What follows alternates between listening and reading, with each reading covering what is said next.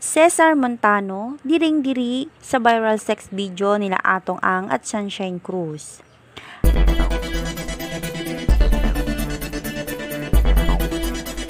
Viral ngayon sa social media ang aktwal na kuha ng kissing scene nila Atong Ang at Sunshine Cruz na agad na pinagpiestahan sa social media. Binatikos ng ilang mga marites agad at kumalat ito sa social media. Kung kaya't iba't ibang opinyon ang mga naglabasan sa social media. Si Sunshine ay dating asawa ni Cesar Montano at mayroon ang mga ito na 3 anak.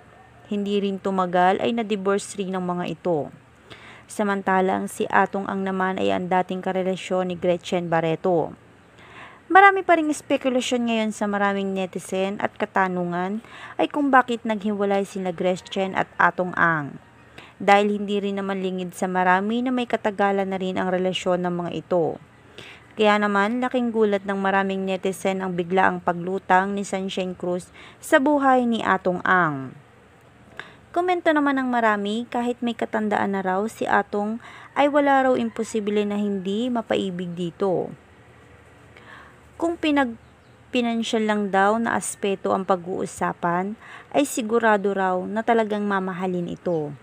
Dahil marami naman ang nakakaalam na isa ito sa pinakamayaman sa buong Pilipinas sa pagiging negosyante nito. Ayon pa sa aming nakalap na impormasyon ay una raw na nagpakita ng motibo si Sunshine Cruz kay Atong Ang.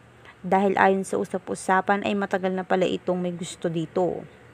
Matapos ang paghihiwalay nila ni Cesar Montano.